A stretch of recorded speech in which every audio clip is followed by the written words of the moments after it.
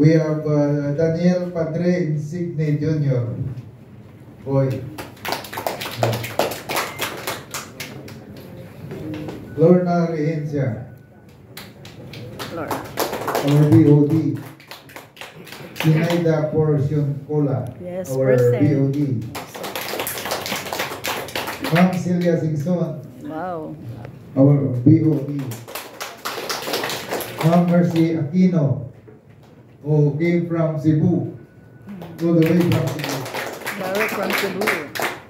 We have Mrs. Irene De Guzman Jose of Calabarzon, the regional president.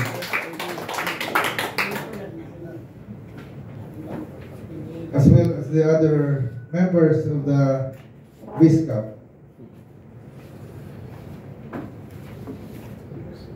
Barely 5 years ago, a group of people conceptualized the idea of organizing in order to promote the welfare of senior citizens in the country. They started as an informal organization using the social media as their means of communication. As usual, an organization has to go through some birth pains, and out of the many members that have signified to join, the 7 people compose the core group of leaders have become the founding members.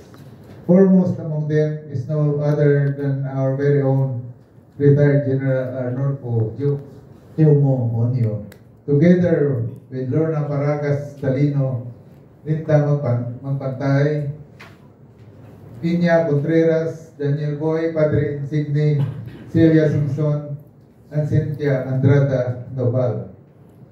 As your 5th President of the Voice of Senior Citizens Association of the Philippines, I pay respect to the aforementioned people who were the brains behind the promotion of senior citizens' benefits and welfare in the same manner that the OSCA, or the Office of the Senior Citizens Association, were organized by the LGUs and DSWDs. With no financial backing from the government, the Voice of Senior Citizens Association of the Philippines continued to survive even during the pandemic. Lockdowns did not deter the new set of officers to register with the Securities and Exchange Commission, and in 2020, BESCAP was legally registered with SEC.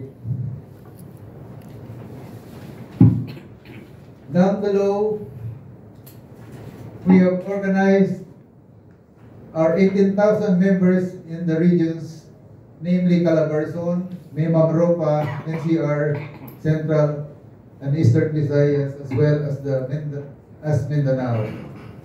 We have individual members coming from the different regions of the country, and we plan to organize at the grassroots level from the first provincial, municipal, and even barangay levels. With our desire to be accredited by the National Commission for Senior Citizens, NCSC, we hope that we will be able to pursue our mission to promote awareness on the benefits and privileges of senior citizens throughout the country in pursuance of existing and would-be needed laws by providing information, creating opportunities for growth, enhancing social intervention, and volunteerism that fully supports government programs. Finally, BISCAP envisions to be a dynamic organization of empowered senior citizens worthy of giving voluntary and whatever services they can afford from their hearts in every aspect of nation building. To this end, we hope that with the 2 commissioners who are here with us today, we will be able to trace out some gray areas in legislation and come up with an efficient and effective program for our senior citizens. And most important of all, our accreditation with NCSC as an NGO, which can collaborate and cooperate in the implementation of programs for senior citizens. Thank you and good morning.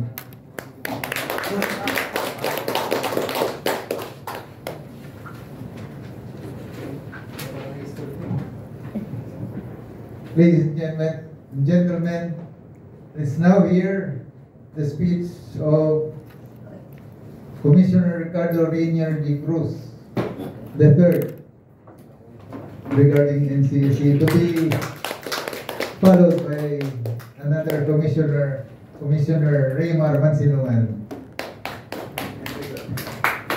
Magandang umaga po sa ating lahat. Actually, tama kayo speech yun sa akin kasi yung kay Commissioner lecture yung kay lecture din. Okay, una sa lahat, salamat po sa pag-ibig sa amin at kami rin tuwa dahil may nakilala naman kaming bagong organization na nagalayon na tumulong sa mga senior citizens natin. Nung tinawagan ako ni General, ano ang nickname mo dito? Jumo, hindi ako po. Apelyido eh. Kasi lahat ng kapatid niya, Jumo lahat ng pangalan. Maraming kapatid na, graduate din ng PNA. Yung pinakamatanda niya, 74 no? 74, 79, 81, 83. Ewan ko mas bata pa sa'yo. 85. May 85 pa pala.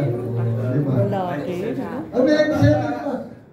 Kapatid mo rin yan. Baka ako mo na yan. Babae sir. Ha? Youngest na. 97. Bata. Ilan? Ito. Wala akong kitchen na yan. Nalito ako bigla doon. Nung tinawagan niya ako, nung sinabi niya sa akin ano yung mission o vision ng organization nyo, immediately sinabi kagad namin sa boss namin. Kaya lang, si chairman namin, si Chairman Tiano, gusto nga niya pumunta dito, kaya lang meron siyang napag-kuha na ibang commitment, so kami pinapunta. Dalawang commissioner kapalit ng chairman. Kaya, so, narinig namin yung, sumbali po. Yes, sir. Sir Michael Aluna po. Natay ko yung nagalaga ko nga po natay namin yaya eh. Okay. Ay, sir, tumabi na po kaya kayo doon. Sige. Okay, Brad.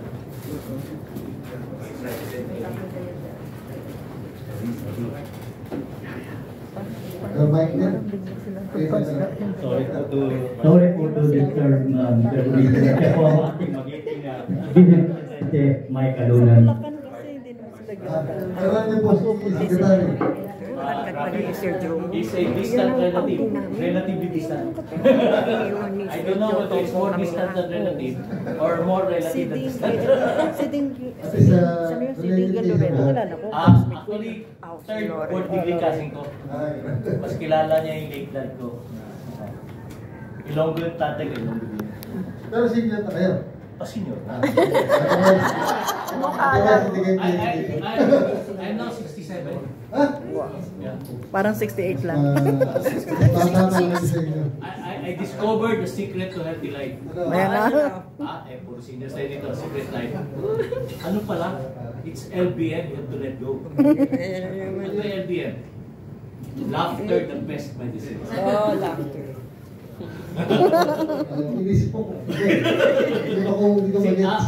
Dugtog. Si Charlie Chaplin, sabi niya, you waste your day if you cannot even smile. And siya nag-compose ng kantang Smile, do your heart is easy. Sige. Smile. Go na. Anyway, sige, go ahead. Actually, meron po tayo dalawang hindi senior dito.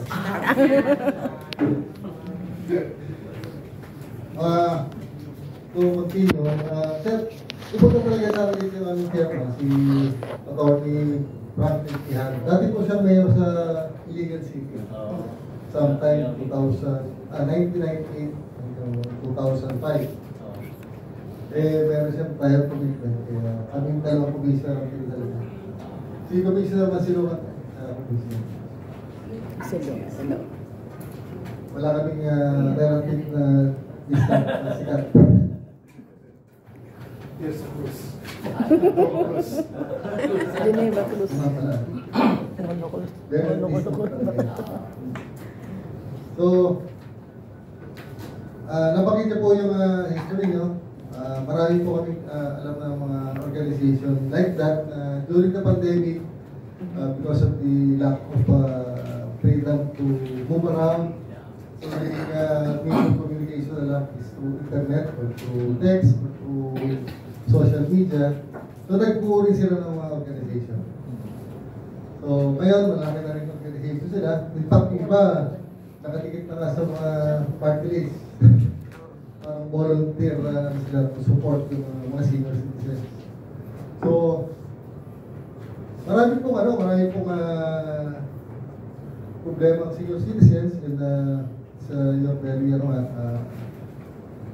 nagkaroon ng organization like this na tutulong sa ating mga nakakatanda sa mga concerns sila. Kasi nga, isa sa problema natin because of the lack of personnel, siguro lack of funds, napakaliit po ng mga OSCA na organization natin sa bawat cities, bawat municipalities. In fact, wala kang OSCA sa province, no? So, medyo marami pa tayong dapat So, wala rin tayong yung sabi ko nga, yung senior citizens members sa mga council. Nakamit na kanina. Pero, palagi na napakit ni Commissioner Mansilungan yan, yung representation ng senior citizen sa mga council ng municipality at ng city. Minsan, ang mga nagiging head ng committee on senior citizens, mga bata. So, dapat, meron talaga na galing sa baba na ilalagay talaga doon. Sila talaga nakakalam kung yung mga problema ng mga senior citizens. So, we have still a long way to go dito sa ating paglalakbay.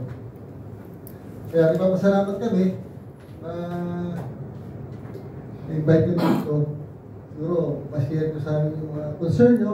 And kami, we will give you mga namin, mandate namin, pati na yung NCSC, ba't kami natin dito, at ano po yung mga plano namin gawin. Kasama ko pa rin po yung aming project development officer dito. Newly hired lang sila. Siguro wala pang 6 months. Ikaw yung months na? 4 months. Magpo-4 pa lang. Pero galing sila, DSWD. Hindi ito mga bagong, mga veteranong DSWD employees. Galing. Madali siya ang turnover between NCC at saka... At saka yung trabaho na nila yung... problema siya rin. Trabaho nila yung sa social things, sa DSWD. So, galit sa amin yung DSWD din, kinuha namin sila. So, yun lang. Mamaya po, open forum tayo, discuss ano po yung mga pwede natin na mapag-usapan. Okay. Kung nasilungan, Sir Raymar. Hindi ko alam kung kaya kong ng 30 minutes kasi usually po 2 oras yung presentation. But before that, I'd like to clarify po na nandito ako in my personal capacity. Kasi sinuspend po ako ng Malacanang ng 90 days dahil nag-complain si Congressman Ordanes against sa akin ng mga trivial complaints. Bakit daw ako nagrekomenda na tumanggap ng mid-year bonus yung 2 empleyado ko na hindi naman daw dapat. Pero sinuli naman nila. Bakit daw ako nag-rent ng bahay sa Lucena na ginawang opisina? Awal daw yun, samantalang mas mura. Bakit daw ako nag-rent ng sasakyan papuntang Bicol na yung may-ari ng sasakyan ay Baguio? Yung mga trivial na Anyway, inisyo po ako ng suspension ng Malacanang 90 days. So personal po ako nandito ngayon, wala akong sweldo. Okay. Meron pong similarity yung BISCAP at saka yung NCSE.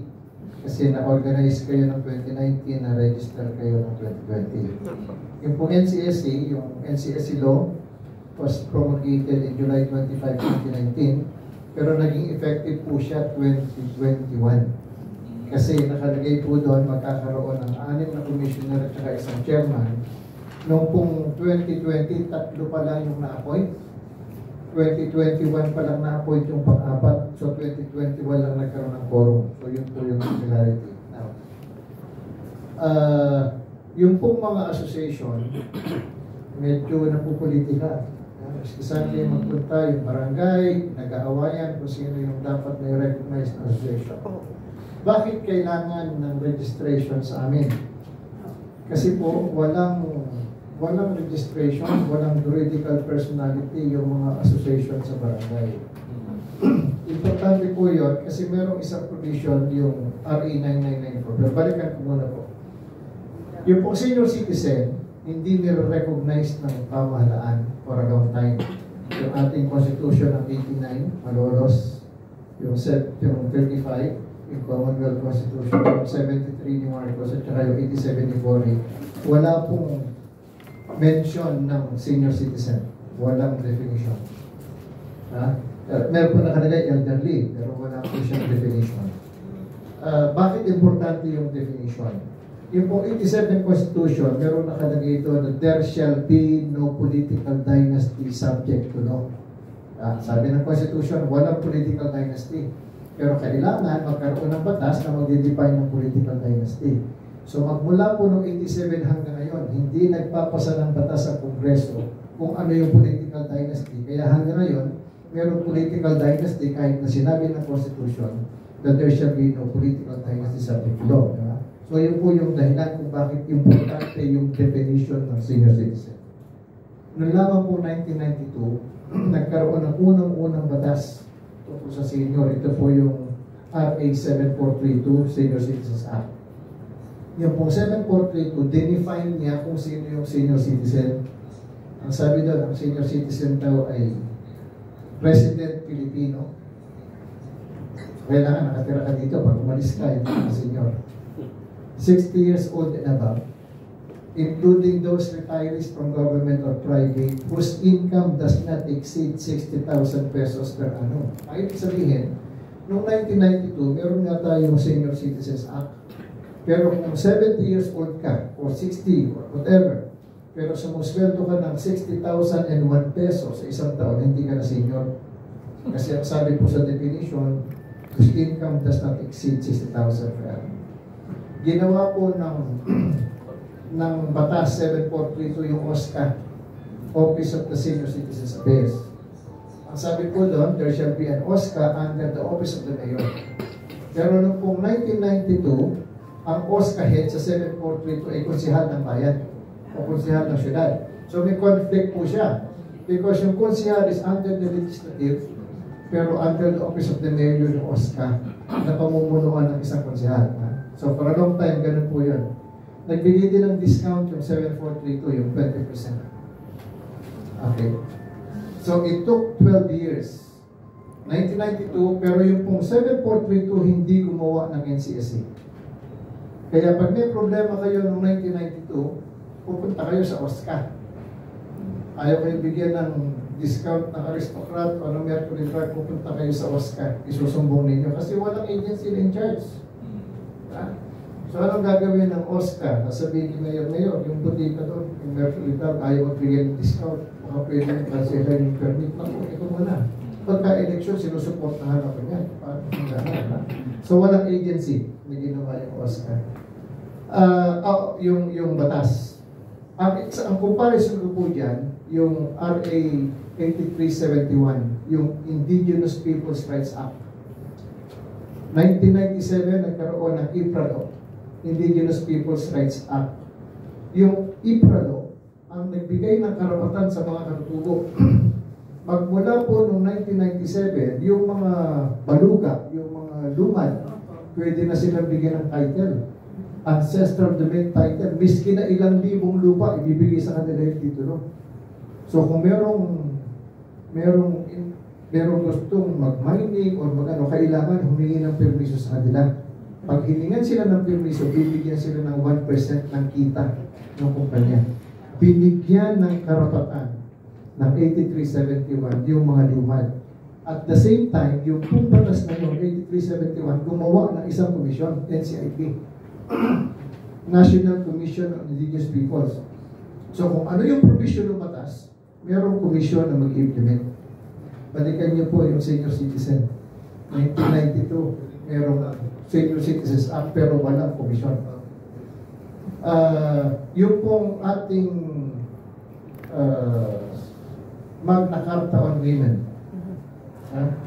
Magna Carta on Women is 9710. Bago pa nagkaroon ng Magna Carta on Women, meron ng Presidential Commission on Women.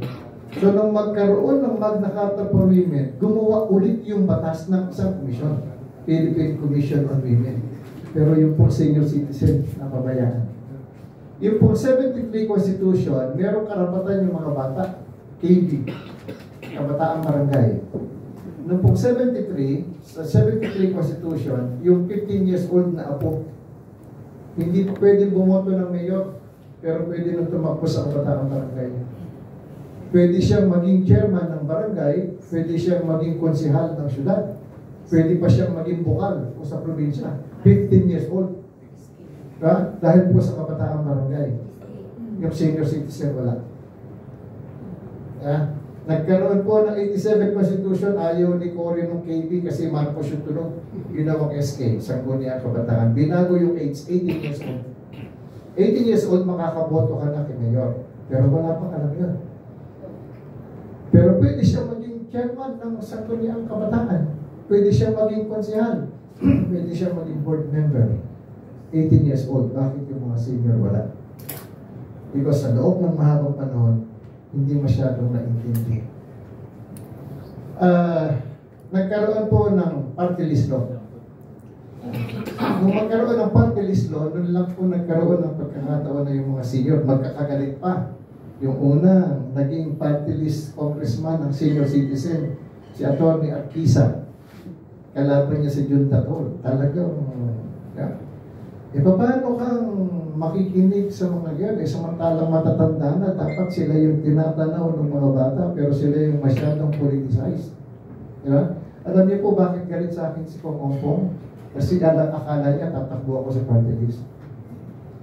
Kaya gusto niyang clip my wings, dahil So, nagkaroon po ngayon ng 9257 noong 2004, Republic Act 9257, amending RA 7432. Ang unang-unang inamend po yung 60,000. So magmula noong 2004, pag 60 years old ka, senior ka na. Hindi mo na kailangan patunayan na kumikita ka. Noong 2004, binago din po yung OSCA. Na-realize nila 12 years. 12 years. Tik na kongreso, hindi naisip na mali yung pag-iig talaga ng OSCA na konsehal ng bayan. After 12 years ng 2004, binago nila yon. Yung OSCA head, i-appoint na po ni Mayor. Hindi na siya konsehal.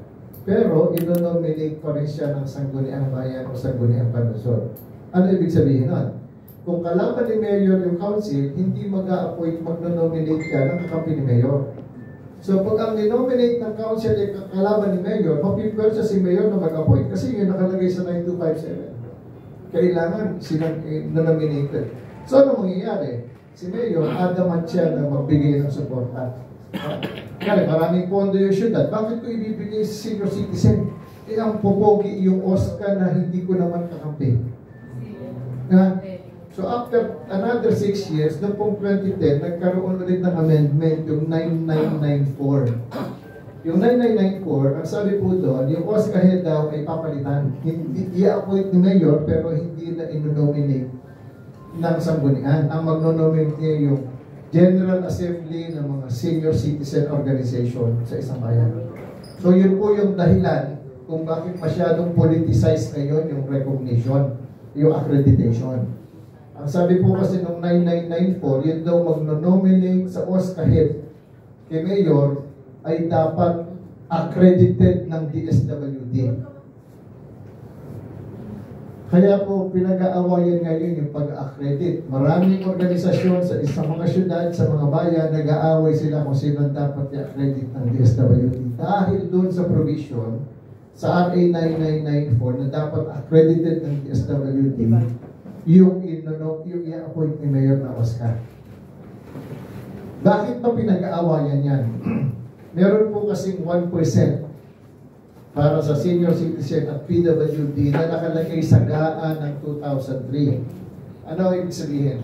Yung pong General Appropriations Act ng 2003, RA 7485, hindi na ba nagkakamali? Ang sabi po doon, 1% of the appropriations shall be allotted for senior citizens and PWD. 1% of IRA. Ngayon po, NTA, National Revenue Allotment. So sabi yung 1% daw ng IRA ay gagastusin ng LGU para sa mga senior citizen at PWD. Kaya po nagkakagalit ngayon kung sino yung ano, kasi gusto ng mga organization sila yung makialam dun sa 1%. Meron pong issue yun, paano mo nga hatiin? Kasi ang sabi, and hindi naman sinabing equally. So pagka pahinahin, hatiin. Biski na 10,000 yung senior, 100 yung PWD dapat hati. Kasi sabi end. So kailangan magpasa ng ordinansa yung syudad o yung bayan para i-define kung paano nga hatiin. Kasi hindi naman po sinabi equal. So, yun yung dahilan kung bakit nagkakagalit yung political aspect ng provision ng batas. Ngayon, yung pong trabaho na yun ng DSWD, nakalagay po kasi sa RA 11350, the functions and programs for senior citizens being handled by the DSWD shall be transitioned to the NCSC. So kasama yung pag-accredit.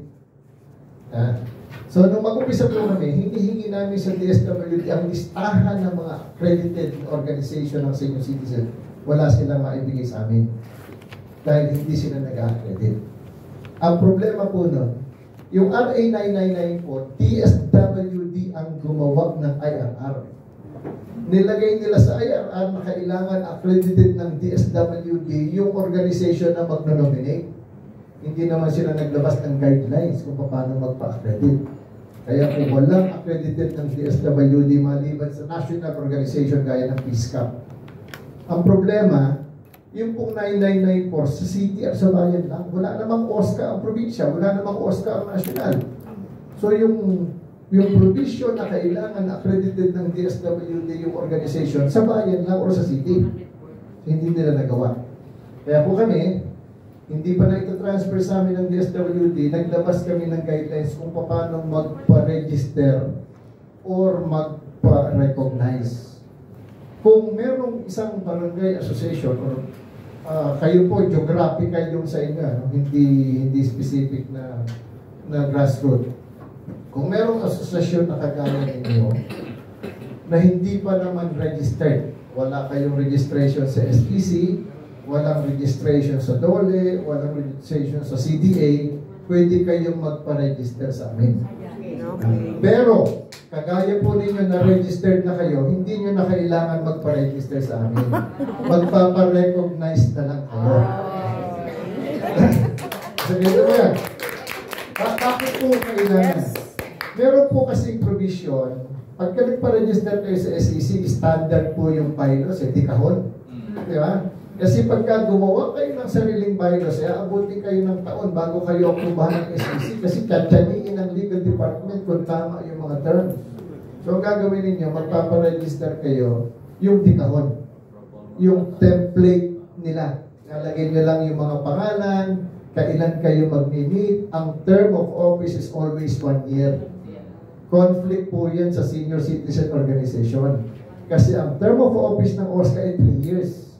Kaya normally, pagka po senior citizen organization, ang term of office nila ay palaging 3 years din. Kaya kung kayo po ay barangay or municipal or city association na merong registration sa SEC, para namin kayo i-recognize, i-require namin kayo i-amend yung inyong bylaws para mag-conform dun sa term of office ng OSCA. So ito yan, wala po kayong problema doon. Magpaparecognize na lang po kayo sa amin. Now, ano po natin is no politics. Kung gusto nyo supportahan yung party list, nasa sa inyo po yun. Wag na lang natin anuhin. Bakit po ba tayo nag-organize? Unang-una, nakalagay enshrined in the Philippine Constitution the right to assembly. Hindi kayo mapipigilan ng kahit na sino na mag-organize ng discount at mag-imbita ng discount. Kung ano yung dues ninyo, wala pong pakialam. Kahit na si President Marcos hindi pwede pakialaman. Kasi sa inyo po yun, kayo yung nag-approve. Ang ano po natin is ano ba yung purpose natin? For a long time, wala pong komisyon. Ngayong 2019, nagkaroon ng Republic Act 11350. Ano po yung maganda sa komisyon? Nung araw, pag may problema ka, pupunta ka sa OSCA. Pero ang nagbibigay sa inyo ng social pension, centenarian gift, pursuant to RA 10868, ay ang DSWD. Yung pong RA 9994, yun na lumabas ng 2010, ito yung nag-increase, Expanded Senior Citizens Act of 2010 po tawag doon. Ito po yung nag-increase sa discount. Kasi nung araw, discount lang na 20%. Pero magmula po nung 9994, tinanggal pa yung VAT. Kaya kung kakain kayo sa Jollibee, 100 pesos, alisin muna yung VAT na 12. So, 88 pesos. Yun ang subject to 20% discount. Kaya ang total po niyan is 29.6%. Yun yung unang-unang ginawa ng 9994. Pangalawa nga po, binago yung OSCA. Diba? Yung OSCA, inonominate na ng mga association. Pangatlo, nagbigay ng social pension, 500 naman. Diba? Sa mga indigent. Okay. 2010 po yan. 2010. Merong trabaho ang DSWD, mamigay ng 500 pesos a month. Pero wala pong komisyon. Walang NCSC kasi 2010, 2019 lang po isa. Ano po ibig sabihin ngayon? Kailangan, paano malalaman ng gobyerno na ginagawa ng DSWD yung trabaho niya? Diba? Yung pong 2010, RA 9994, gumawa siya ng NCMB, National Coordinating Monitoring Board. Ang trabaho ng NCMB, siguruhin na nagagawa ng DSWD yung trabaho para sa senior citizen. Ang problema po, yung batas mismo, ang sabi doon, ang chairman daw ng NCMB, ang DSWD. So, ibig sabihin, DSWD ang chairman, ang i-monitor niya, DSWD. So, paano nasahan nyo? I-monitor ba ng DSWD yung sarili niya? Kaya po magmula noong 2010 hanggang ngayon, ang pag-deliver ng DSWD ng social pension cash. Nagkaroon po ng UCT, Unconditional Cash Transfer. 5 years, 3 years po implementation. In 2 years, nakagawa ang DSWD na pumunta sa Land Bank, nagpa-issue ng 3,400,000 na cash card. Kaya yung pera para sa UCT, i-deposit ng DSWD sa Land Bank. Yung tumatanggap, pupunta lang sa bangko, mag-ATM. Nagkaroon po tayo ng COVID-19. Hindi pwedeng lumabas ang senior. Diba? Resolution number 1 ng IATF. Senior citizens are comorbid, hindi kayo pwedeng lumabas. Yung mga tao, hindi pwedeng lumabas. Baka mahawa. E paano yung pagkain niya? So nagbigay po ang gobyerno ng SAP, Social Amelioration. Paano diniliver yung SAP? Hindi nga pwedeng magkita-kita. Gumamit po ng Palawan, Cebuano Lubilier, LBC Post Office. Ilang buwan lang po yun? 3 months. Magmula noong March, April, May, June, lumabas yung SAP ng 2020. Nakapagpadala kagad ng billion ang gobyerno sa mga apektadong citizens. Lumamit ng Palawan, Cebuano Lubilier. Yung pong social pension, magmula noong 2010 hanggang ngayon, 14 na taon na, hindi gumagamit ang DSWD ng cash card, hindi gumagamit ng Cebuano Lubilier. Bakit? Pagkatapos sasabihin na hindi namin kaya. Hindi namin kaya kasi ayaw nilang baguhin. Di ba? Napakalaki, 50 billion million pesos ipamimigay nila sa 4 na milyong senior citizen. Aba, kahit ako, tiga DSWD, magandang lalaki ka. Diba? Iipunin mo yung mga matatanda, bibigyan mo ng 6,000 bawat isa for 6 months. Sabi, magandang lalaki ka, pero dapat yun, deliver kung maggamit ng cash card. Diba? So yun po yung sinasabi namin sa DSWD.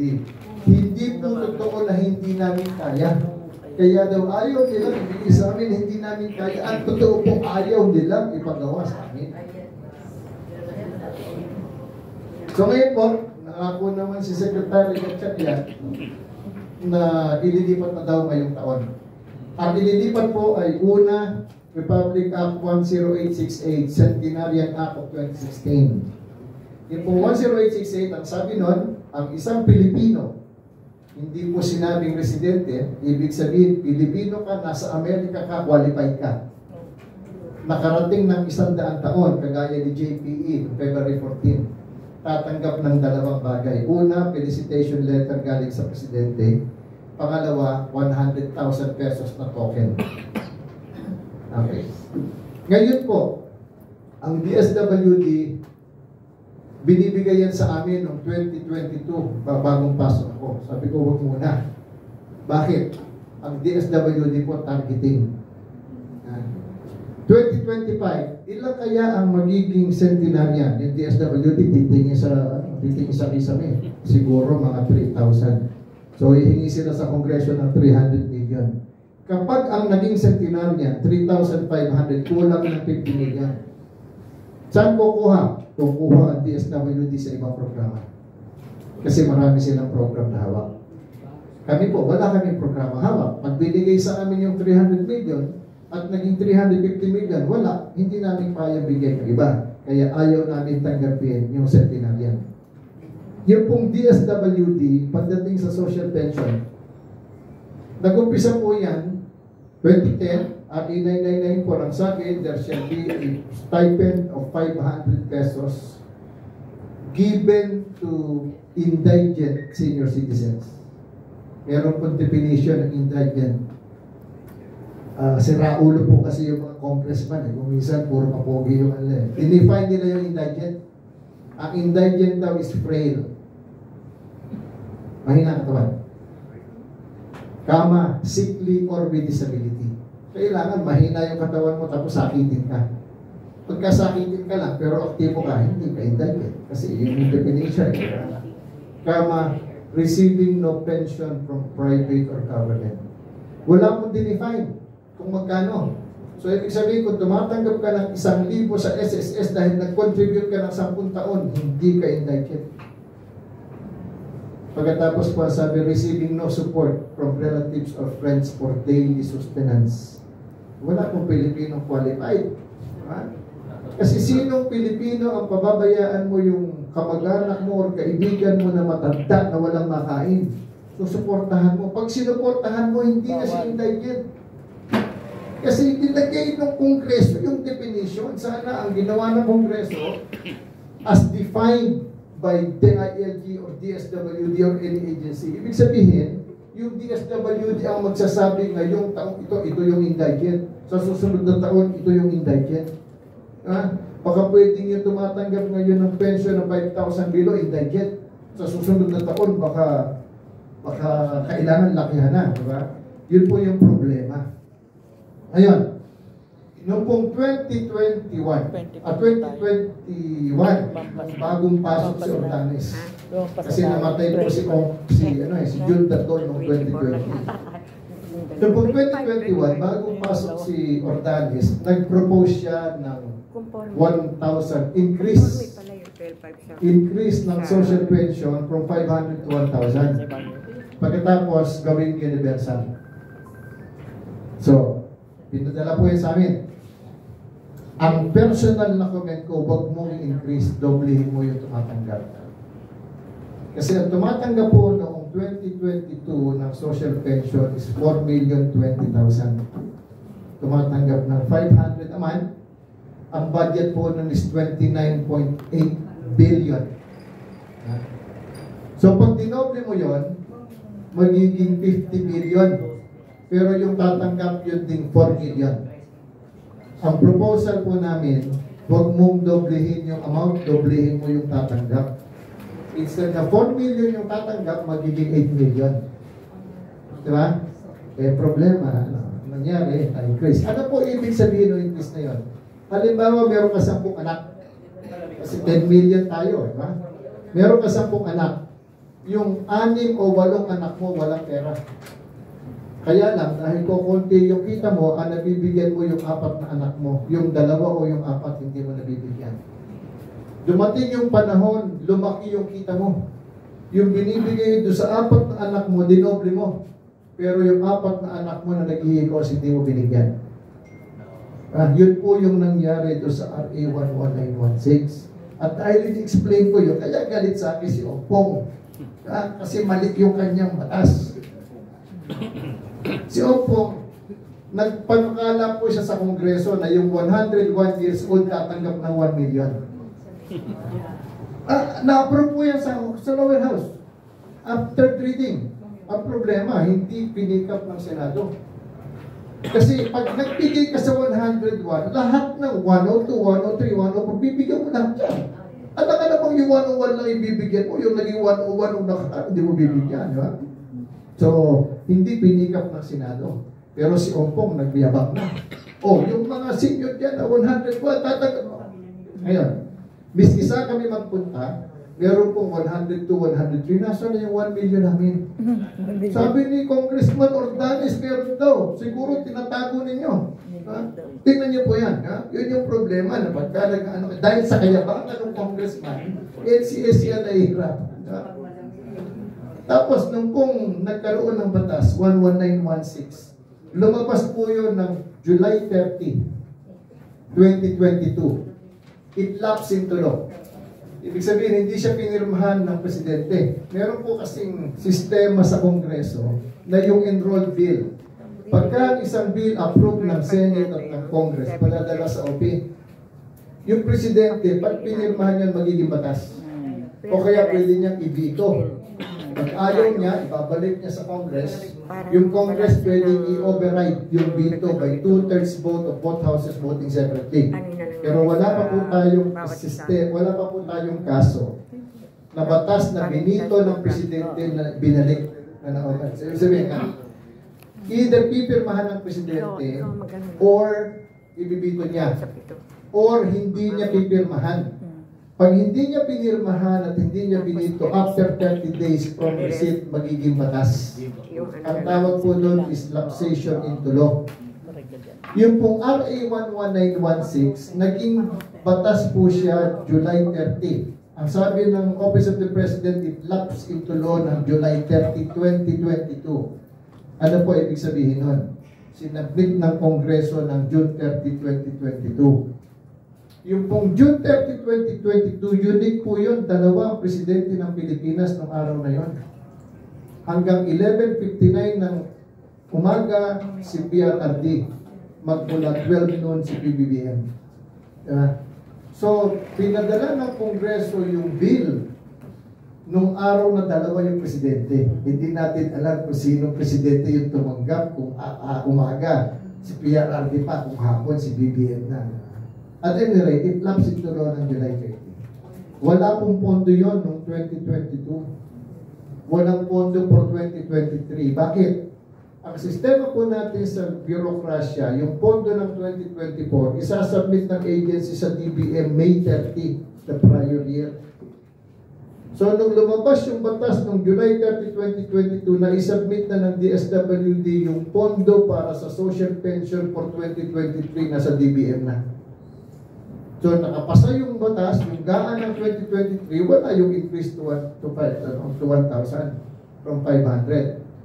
Tumira na naman yung Ompong, na balita sa dyaryo, na meron na daw pondo, yung 1,000, kaya hindi maibigay ng DSWD dahil wala daw kaming ginawang IRR. Hindi kasi nagtanong sa amin, yung IRR na i-publish na namin noong March.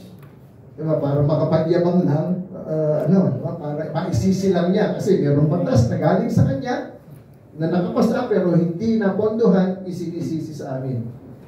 So meron wala akong IRR. Ngayon po 2024, tsaka pa lang siya nagkaroon ng pondo dahil ng 2023 na isubmit ng DSWD. Ano po ibig sabihin nun? Yung pera ng social pension na 500 naging 1,000 dahil sa 11916. Ang nagdi-distribute po niyan DSWD. So yung DSWD, dinidistribute yung increase na yon na 500 to 1,000. Ang ginagamit din ng IRR, yung IRR na NCSC ang gumawa. Kasi yung pong batas 11916 na nagsabi na mag-i-increase ang social pension, nakalagay doon, NCSC ang gagawa ng IRR. Yung pong IRR namin, hindi na kami emphasize sa cash. Kaya ngayon, persado na ang DSWD na gumamit ng fund transfer. Ipadala sa mga LGU mag-transfer. O kaya gumamit ng cash card. Yung pong cash card na yun, nandun yun. 3.4 million. Kailangan lamang ang DSWD gumawa ng guidelines kung paano gagamitin ang land bank. Alam niyo po yung land bank, makakapag-distribute ng 1 million in one day. So kung 4 million yung tumatanggap ng social pension, bibigyan namin, kung nasa amin yun, ibibigay namin yung pera sa land bank at saka yung listahan ng 4 million in 4 days, ma-i-distribute siya ng land bank. Kaya lang ayaw pong gamitin ng DSWD. So much for that. Yung pong NCSC, 11350, meron pong special na provision. Nakalagay po sa Section 8, the NCLC shall ensure the implementation of all laws pertaining to senior citizen. Wala pong ibang agency na meron nun. Wala yan sa DSWD. Walang batas na nagsabing the DSWD will ensure the implementation of laws for senior citizen. Wala sa 7432, wala sa 9257, wala sa 9994. So ano ibig sabihin ngayon? Pag may problema kayo sa isang establishment, pwede kayong lumapit sa NCSC at dahil doon sa provision ng Section 8, pwede nating idemanda yung establishment. Ang problema, gusto po ni Ompong natanggalin yung provision na yun. Gusto niyang ibalik ang NCSC into a policy making body only. Kasi po, mas maganda lalaki yung commission na ng NCSC kaysa sa kanya dahil doon sa batas na 11350. So, yun lang po yung sana hindi manalo yung panukala ni Ompong na tanggalin yung provision ng Section 8. Kabuti-buti na merong agency that will ensure the implementation of laws. Ayaw ni Congressman Ordanes for whatever reason. Ngayon, DSWD po is Department of Social Welfare and Development. Pero wala po tayong aasahang development sa DSWD kasi ang dami nilang trabaho. Pag kailangan nyo ng trabaho, senior citizen kayo, walang ibibigay sa inyo yung DSWD. Pupunta kayo sa DOLE. Pag kailangan nyo ng training, walang ibibigay sa inyo yung DSWD. Pupunta kayo sa TESDA. Pag kailangan nyo ng ibang bagay, walang ibibigay sa inyo yung DSWD maliban sa social welfare. Yung ayuda. Pero yung NCSC po, dahil dun sa Section 8, ensure the implementation of laws. Meron pong mga batas na nagsasabi na kailangan bigyan ng DOLE ng emphasis yung mga senior na. NCSC, because of Section 8, can make sure na i-link natin yung senior citizens sa DOLE. Yung pong TESDA, meron program yan para sa women, para sa out-of-school youth, para sa senior citizens. Diba? Dahil doon sa Section 8, pwede nating i-link ang TESDA doon sa mga senior citizen na kailangan. Kung hindi matatanggal yung Section 8, tsaka yun sa panukala ni Kong Ompong. Yun, yung pong development, marami po kaming programa. SICAD na. Siguro yung mga staff ang mag-explain kung ano SICAD na, secure. Anyway, ganito po yun. Ang programa po natin is Seniors Helping Seniors. Balik ko muna po. Nakalimutan ko po Bakit hindi magawa ng DSWD yung actual number?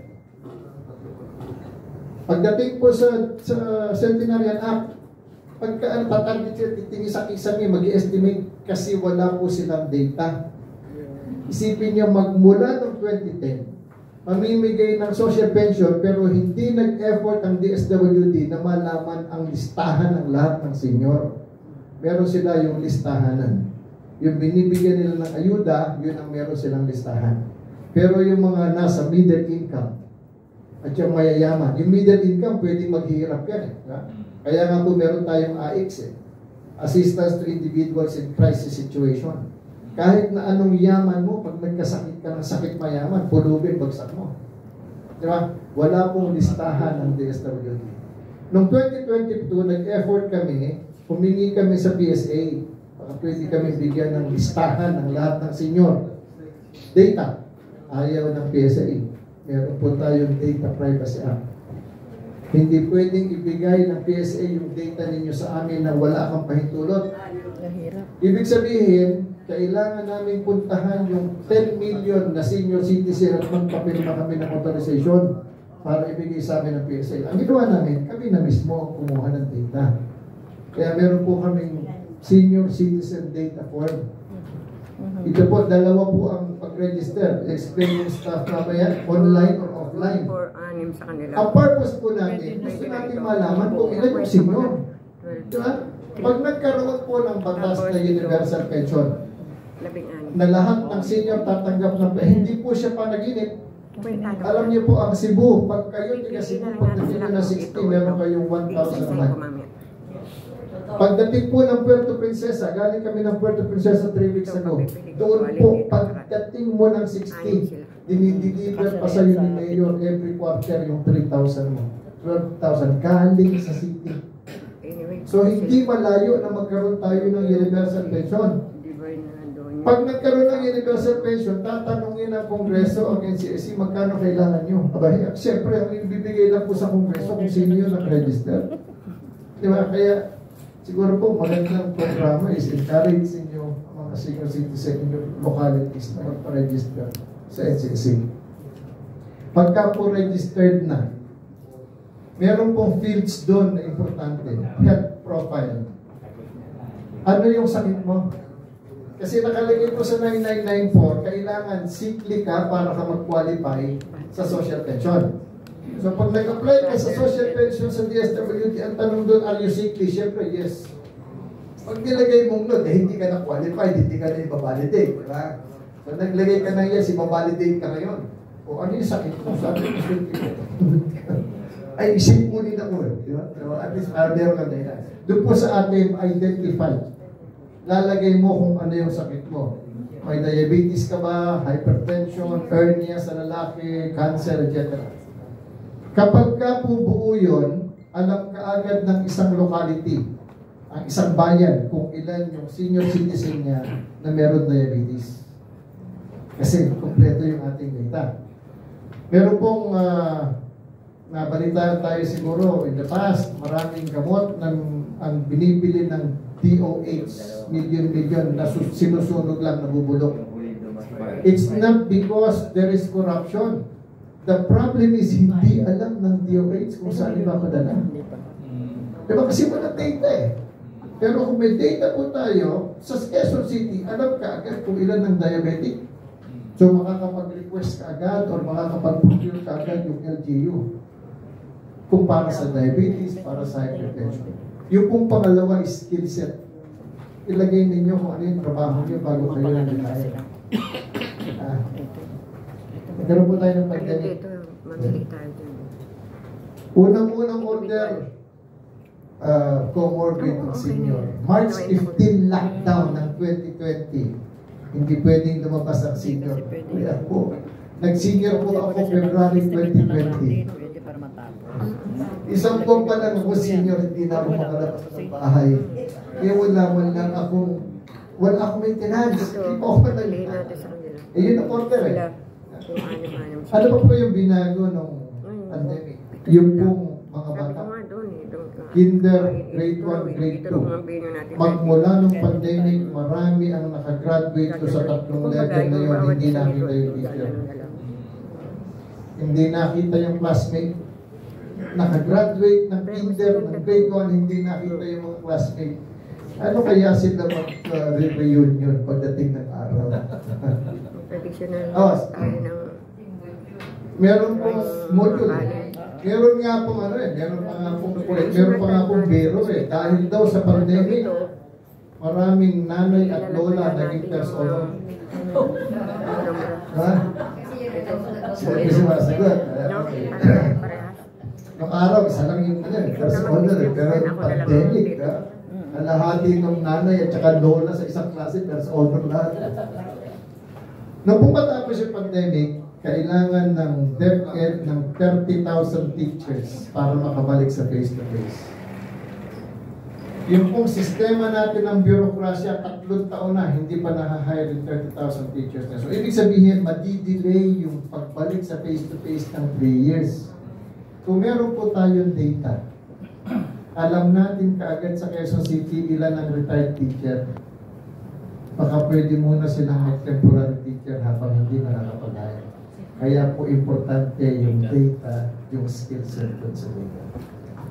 Essentially, ang purpose po natin is humaba yung buhay. Kaya meron tayo 10868. Kaya nga meron panukala ngayon ang PhilHealth, yung pong konsulta. Meron pong universal healthcare. Ano ba yung universal healthcare? 10, kalimutan ko yung balance. Lahat ng senior citizen, member ng PhilHealth. Kung nagtatrabaho ka, magbabayad ka. Pero kung hindi ka nagtatrabaho, hindi mo kailangan magbayad, member ka ng PhilHealth. So ngayon, pag na-hospital ang senior, kaya nagbabayad ka hindi, magbabayad ng PhilHealth. So gumawa ang PhilHealth ng programa, yung konsulta. Pagka po tayo medyo may kaya or nas mid-income level, bumibili tayo ng HMO, yung health maintenance. Pag bumili kayo ng HMO, whether HMO, Intellicare, Medicare, whatever, bibigyan kayo ng HMO ng free medical consultation, annual check-up. Ang purpose na para hindi ka ma-hospital, malaman ka agad yung sakit mo para maagapan. Kasi pag na-hospital ka, magbabayad yung HMO. The same principle. Pag na-hospital tayo, magbabayad ang PhilHealth. Kaya yung PhilHealth gumawa ng konsulta program. Pwede po kayo magpakonsulta ngayon ang magbabayad ang PhilHealth. Meron lang mga accredited na clinic, magpakonsulta kayo para malaman yung mga sakit nyo para maagapan at hindi kayo ma-hospital.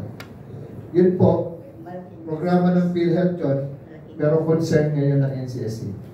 So NCSC po ang nagpo-push sa PhilHealth na para maagapan yung hindi tayo ma-hospital, gamitin natin yung consultant program ng PhilHealth. Tapos, meron pong mga program kung paano natin tutulungan yung kapwa senior. Sa Vietnam, sa Thailand, meron po silang mga senior citizen center. Yung mga senior nandun lang araw-araw, yung mga sa barangay nila, nandun lang, walang ginawa kundi maglokohan. Awanan lang sila, pwede pa nga sila mag-talk-its. Kahit nabawal yung sugal doon sa senior citizen center, pwede sila mag-talk-its. Hindi ko lang malaman kung talk-its ngayon kasi iba yung karakter. Ang purpose po is para daw magamit natin yung utak para maiwasan yung demensya. So baka po pwedeng gawa tayo ng program dito sa inyong DISCAP, yung tungkol sa demensya. Baka pwede natin gapan. Pero sa South Korea, meron po silang sistema sa Seoul. Sa Seoul, Korea, pagka meron silang nakitang senior citizen, yung matanda na naglalakad mag-isa sa kalsada, o kaya sumasakay ng bus na mag-isa, maraming Koreano ang lalapit sa kanya kakausapin. Kapag ka okay yung sagot niya, walang problema na nagkaroon sila nakakilala. Pero oras na magpakita na merong possibility na may dementia yung tao, yung matanda, nag-uulyanin siya. Yung kumausap sa kanyang Koreano, meron tatawagan na hotline. In a few minutes, meron darating na ambulansya, tutulungan yung matanda. Dahil kung hindi man natin siya kayang gawin, baka po pwede kayong gumawa ng programa, yung awareness tungkol sa dementia. Kesa doon sa politics yung pag-uusapan, dementia is real. Wala siyang gamot, pero pwedeng i-delay. Hindi ko po alam kung kung paano, pero kanya-kanyang lugar siguro, pwede kayong magkaroon ng dementia awareness program na inumpisa ng BISCAS. Kung doon man lang kapag na-promote niyo po yun, I tell you. Now, in closing, yun po akong ginawang movement. Walang bayan ang membership. Ang tawag po ay DEAR. D-E-A-R. Mahal. Yung pong movement na yon, ang meaning naman is DEAR, Defenders of Elderly Acquired Rights. Awareness lang po siya. Defenders of Elderly Acquired Rights. Kasi pag elderly ka, 60 ka, meron ka ng mga rights na wala yung iba, discount. Diba? Yung karapatan na mauna ka sa pila, elderly acquired rights yan. So ano ba yung sabihin?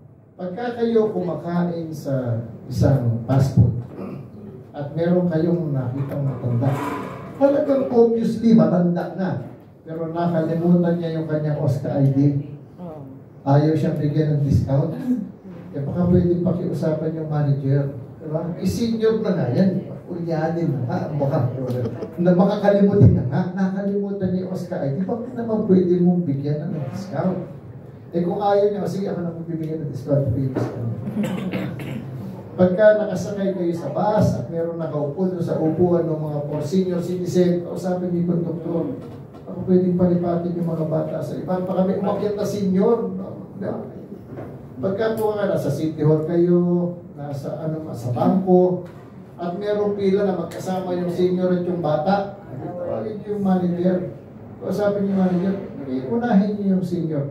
Pag ginagawa po natin yun, at ginagawin nyo ng anak ninyo, ng apo nyo, ng pamangkin nyo, may masarap na maging senior sa inyo. So maraming salamat po.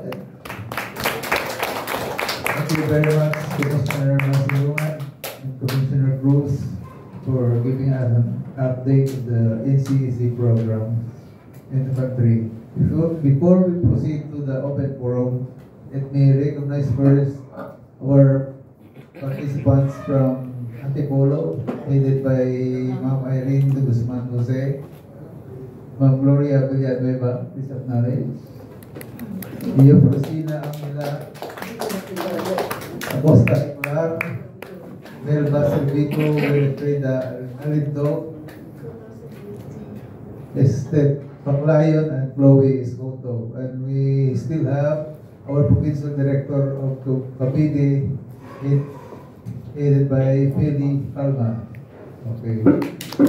Now I shall give the microphone to our Vice President Mike Alunan as moderator for the open forum. Sir, before we proceed to the open forum, meron po kaming presentation dito. Yung talagang presentation natin. Sa amin, puro mga extemporaneous. Ito po yung detailed presentation natin. Dito po yung batas, yung 11350. Kasi pinakalagay po dito yung mandates po ng NCSC para malaman yung talagang yung dapat trabaho ng NCSC. By the way po, kami po meron yung mga designated areas of supervision. Iba po yung sa areas of responsibility ng military. Ito po supervision na. Yung Commissioner Raymond po, in-charge po siya ng regions 1, 2, 3, at saka ng Cordillera Autonomous Region. Northern Luzon. Ako po sa Southern Luzon naman. Calabarzon, yung 4A, yung Limaropa, and Bicol. Meron din po kami mga commissioners sa Visayas at saka Mindanao. Sa NCR po, in-charge dito yung aming chairman, si Chairman Tihano.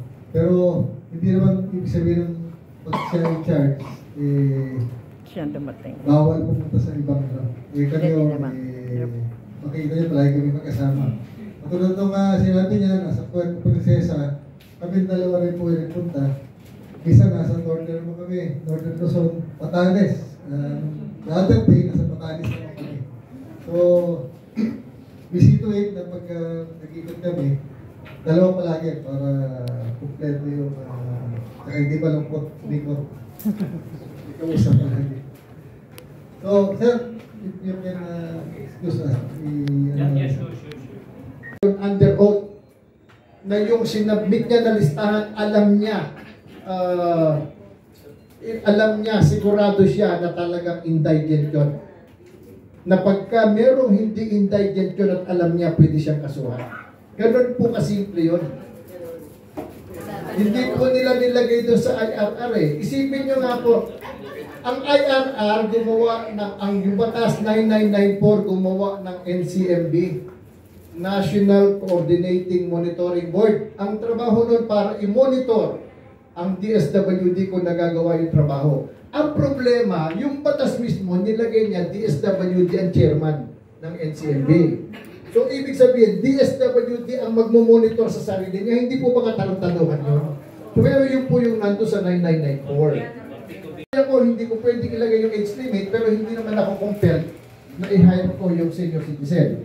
Pangalawa, meron po tayong SSS Law 10999. Meron po tayong GSIS Law 8291, RA 8291. Yung pong GSIS Law, ganito. Sabi doon, ang membership sa GSIS hanggang age 65. Ibig sabihin, pag 65 ka na, hindi ka na member. Meron din pong provision sa IRR, ang nagtrabaho sa gobyerno at nag-member ng GSIS ng 15 years entitled to pension. Pag below 15 years, 1 month per year of service. Walang pension. So ano po nangyari ngayon? Pumasok ka sa gobyerno, nag-retire ka ng 65, pero ang service mo 14 years and 11 months. Hindi ka qualified sa pension. Diba? Yung pong SSS, pag nagtrabaho ka, tapos nagminto ka, nagnegosyo ka, pwede kang mag-contribute sa SSS. Diba? Para ma-attain mo yung 120 months, pwede kang ma-entitle sa pension. Bakit sa GSIS hindi pwede? Diba? Ayaw ko na sa gobyerno eh, pero gusto kong ituloy yung aking contribution para marating ko yung 15 years. Bakit hindi pwede? Diba? Anong katarantaduhan yun? Anong katarantaduhan ang iniisip ng mga congressman? Bakit hindi yung GSIS law ang invent nila? Tapos nila. Kung sakali po nga alisin nila yun, kahit na ako 60 at 14 years ako, pwede akong mag-contribute. Wala ka rito eh. Now, kung sakali po na na-employ kayo ulit sa gobyerno, hindi na kayo member ng GSIS. Kasi nakalagay doon, membership sa 65. Kasi nakapagtrabaho ka na ng 15 years, entitled ka na sa pension. Pero kinuha ka pa rin ng gobyerno kasi magaling ka eh. Nagtatrabaho ka pa rin sa gobyerno. Hindi ibibigay sa iyo ng agency yung dapat na i-contribute niya sa GSIS. Samantalang kung below 65 ka, magko-contribute ng 60% ng gobyerno. Yun dapat i-amend. Dapat, meron tayong senior citizen party list congress, pero dapat i-amend. Dapat isipin mo yung privilege at saka yung mawawala sa senior.